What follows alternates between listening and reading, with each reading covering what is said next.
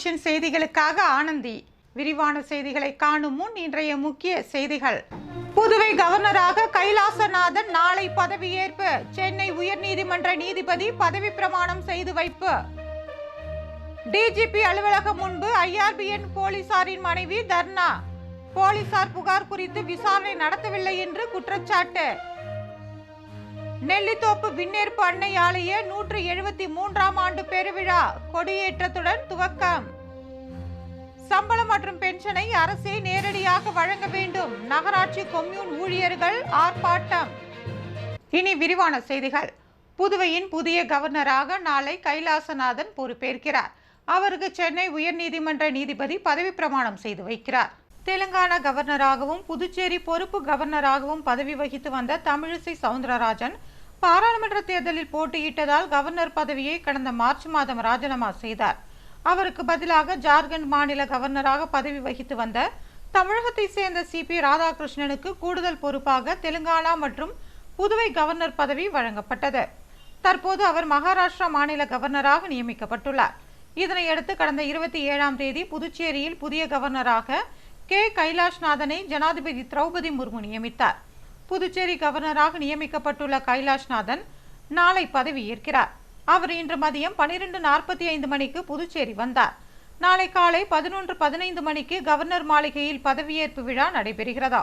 சென்னை உயர்நீதிமன்ற தலைமை நீதிபதி பொறுப்பு கிருஷ்ணகுமார் புதிய கவர்னருக்கு பதவி பிரமாணம் செய்து வைக்கிறார். விழாவில் முதலமைச்சர் ரங்கசாமி, அமைச்சர்கள், சட்டமன்ற உறுப்பினர்கள், அதிகாரிகள் பங்கேற்கின்றனர்.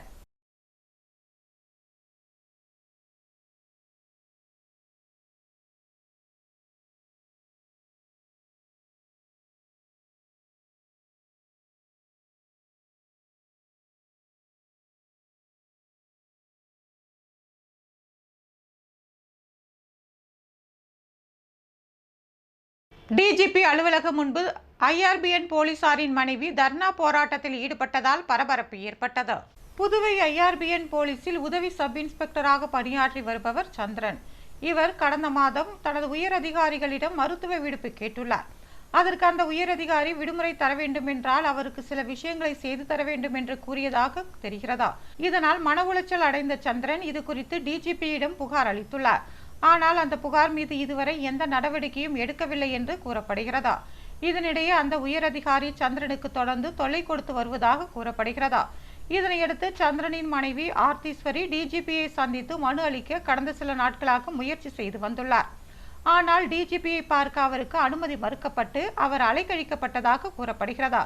இதனால் மனவேதனை அடைந்த ஆர்த்தீஸ்வரி இன்று டிஜிபி அலுவலகத்தின் முன்னால் அமர்ந்து தர்ணா போராட்டத்தில் ஈடுபட்டார். இதனால் அங்கு பரபரப்பு ஏற்பட்டது. இது குறித்து தகவல் அறிந்து வந்த பெரியகடை ஆய்வாளர் ஜெய்சங்கர் மற்றும் பெண் போலீசார் அவரிடம் பேச்சுவார்த்தை நடத்தினர்.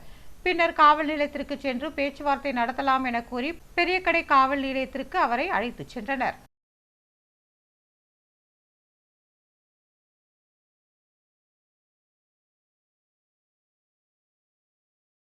புதுவை நெல்லித்தோப்பு விண்ணேற்பு அன்னையின் 173வது ஆண்டு பெருவிழா கொடியேற்றத்துடன் தொடங்கியது.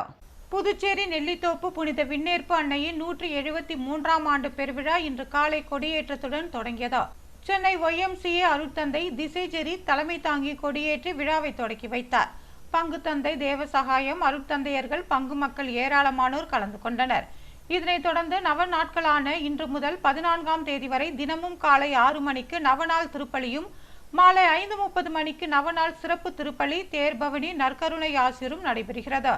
ஆகஸ்ட் 15ஆம் தேதி ஆண்டு பெருவிழாவன்று காலை 4:30 மணி, 5:30 மணி, 6:30 மணி, 8:11 மணிக்கு திருப்பலிகள் நடைபெறுகிறதா. காலை 8 மணி திருப்பலியில் கோட்டாறு மறை மாவட்ட ஆயர் பீட்டர் திருப்பலி நிறைவேற்றுகிறார். அன்று மாலை 6:30 மணிக்கு வீதிகளில் ஆடம்பர தேர்பவனி நடைபெறுகிறதா. மறுநாள் 16ஆம் தேதி திருப்பலிக்கு பின் கொடியிறக்கம் செய்யப்படுகிறதா. 17ஆம் தேதி புதுச்சேரி கடலூர் மறைமாவட்ட பேராயர் பிரான்சிஸ் கலிஸ்ட் தலைமையில் உறுதி பூசுதல் திருப்பலி நடைபெறுகிறது. விழாவிற்கான ஏற்பாடுகளை பங்கு தந்தை தேவசகாயம் தலைமையில் பங்கு மக்கள் செய்து வருகின்றனர்.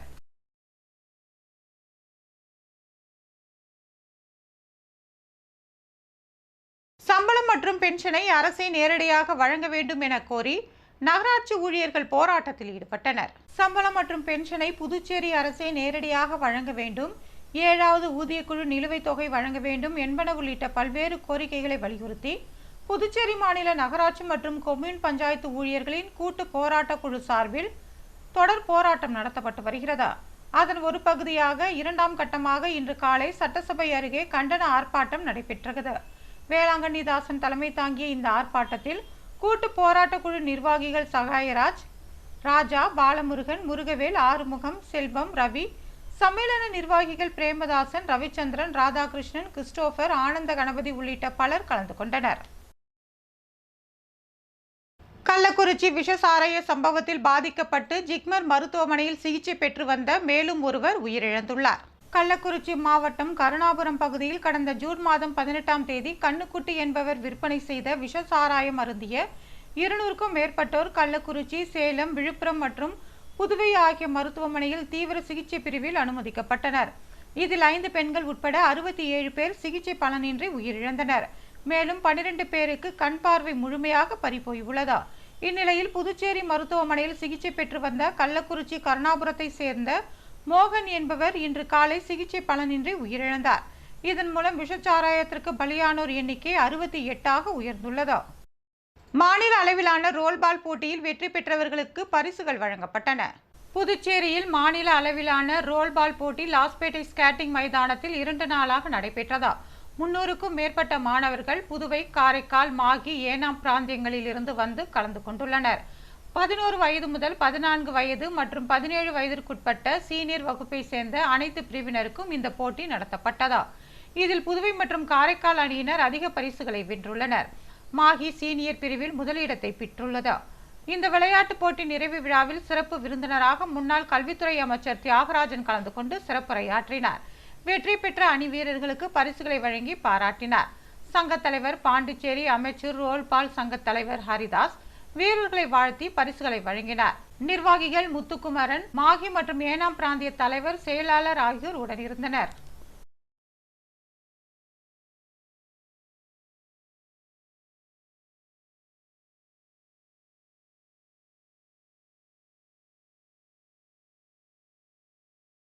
வில்லியனூர் கோகிலாம்பிகை ஆலய தேரோட்டத்தில் ஏராளமான பக்தர்கள் கலந்து கொண்டு தேரினை வடம் பிடித்து இழுத்தனர். புதுச்சேரியில் மிகவும் பிரசித்தி பெற்ற வில்லியனூர் கோகிலாம்பிகை சமேத திருக்காமீஸ்வரர் கோவிலில் ஆடிப்பூர திருவிழா கடந்த 29ஆம் தேதி கொடியேற்றத்துடன் தொடங்கியது. நாள்தோறும் சிறப்பு அபிஷேகம், சிறப்பு வாகனங்களில் சுவாமி வீதி உலா நடைபெற்று வந்தது. இந்நிலையில் ஆடிப்பூர திருவிழாவின் முக்கிய நிகழ்ச்சியான திருத்தேரோட்டம் வெகு விமர்சையாக நடைபெற்றது. அலங்கரிக்கப்பட்ட தேரில் சுவாமிகள் எழுந்தருளி திருத்தேரோட்டம் நடத்தப்பட்டது. அமைச்சர்கள் நமச்சிவாயம், தேனி ஜெயக்குமார், சட்டமன்ற எதிர்க்கட்சி தலைவரும் தொகுதியின் சட்டமன்ற உறுப்பினருமான சிவா ஆகியோர் வடம் பிடித்து இழுத்து தேரோட்டத்தை தொடக்கி வைத்தனர். இதில் சுற்றுவட்டார கிராமங்களை சேர்ந்த ஏராளமான பக்தர்கள் மற்றும் மாணவர்கள் கலந்து கொண்டு தேரை வடம் பிடித்து இழுத்தனர்.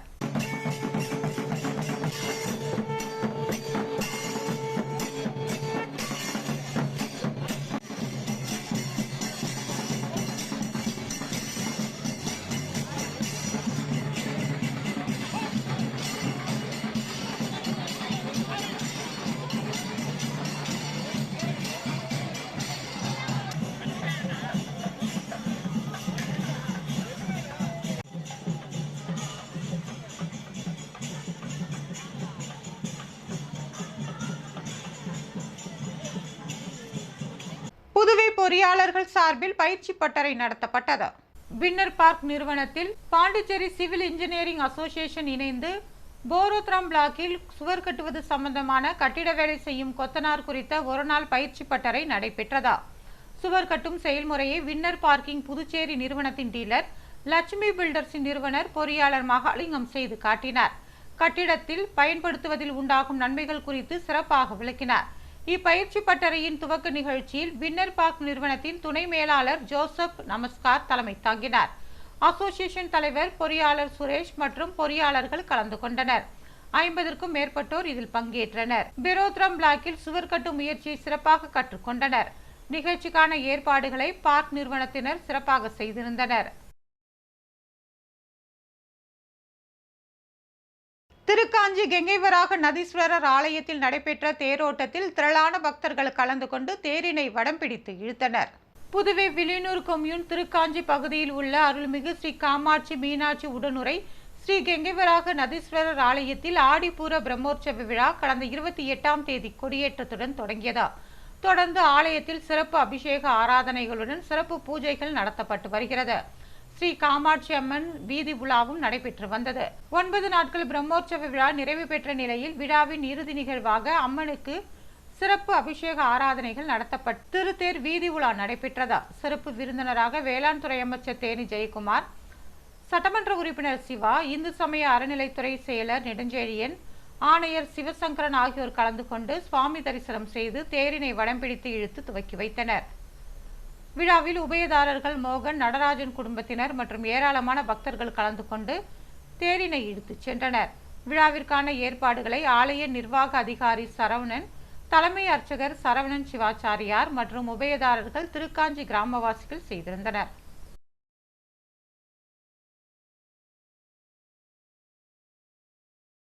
பாண்டிச்சேரி பிரீமியர் லீக் கிரிக்கெட் போட்டிகள் புதுவையில் தொடங்கியுள்ளது.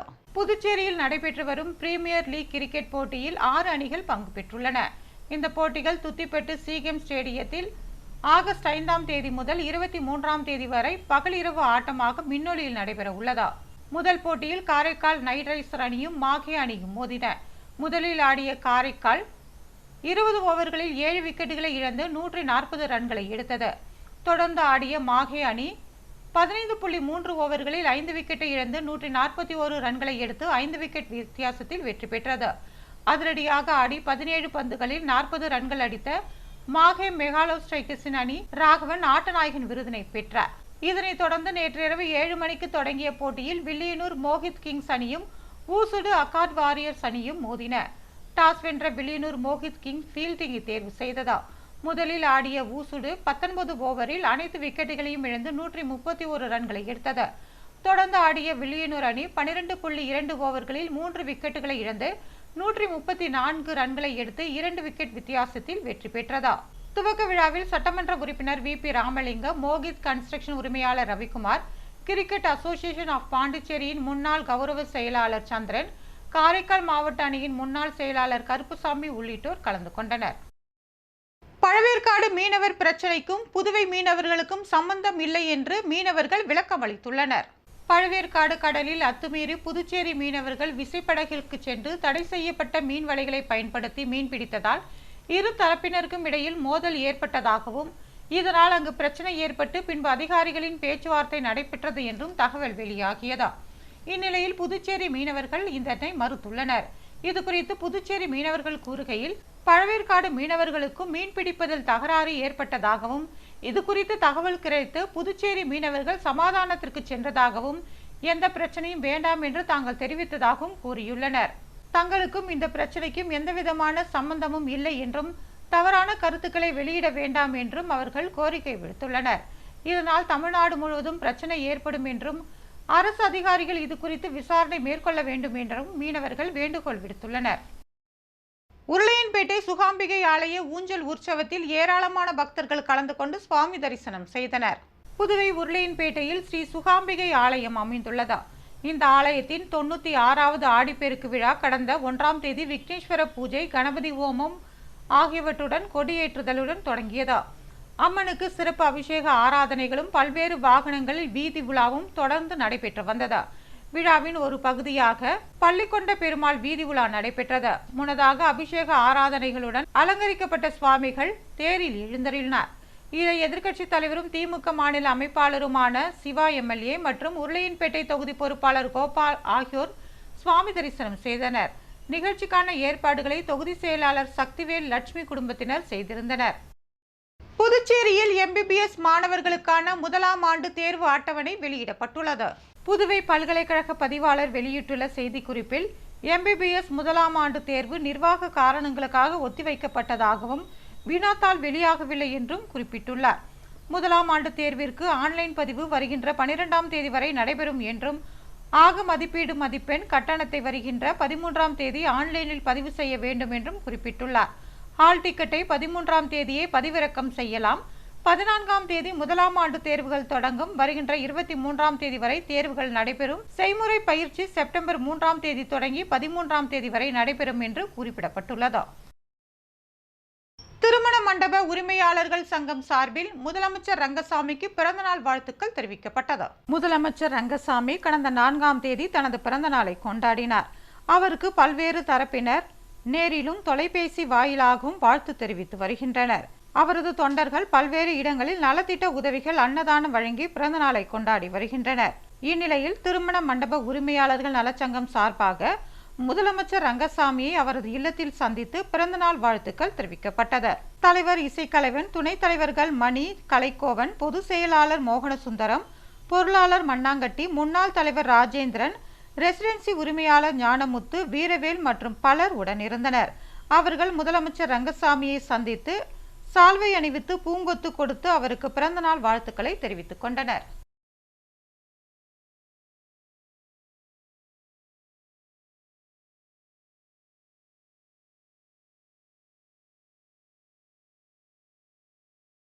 புதுவையில் இன்றைய தங்கம் மற்றும் வெள்ளி விலை விவரம். தங்கம் 1 கிராம் 6390 ரூபாய். ஒரு சவரன் தங்கம் 51,120 ரூபாய். வெள்ளி 10 கிராம் 845 ரூபாய். மீண்டும் இன்றைய முக்கிய செய்திகள். புதுவை கவர்னராக கைலாசநாதன் நாளை பதவியேற்பு. சென்னை உயர்நீதிமன்ற நீதிபதி பதவி பிரமாணம் செய்து வைப்பு. டிஜிபி அலுவலகம் முன்பு IRBN போலீசாரின் மனைவி தர்ணா. போலீசார் புகார் குறித்து விசாரணை நடத்தவில்லை என்று குற்றச்சாட்டு. நெல்லித்தோப்பு விண்ணேற்பு அன்னை ஆலய 173ஆம் ஆண்டு பெருவிழா கொடியேற்றத்துடன் துவக்கம். சம்பளம் மற்றும் பென்ஷனை அரசே நேரடியாக வழங்க வேண்டும். நகராட்சி கொம்யூன் ஊழியர்கள் ஆர்ப்பாட்டம். இத்துடன் செய்திகள் நிறைவு பெறுகிறது. வணக்கம்.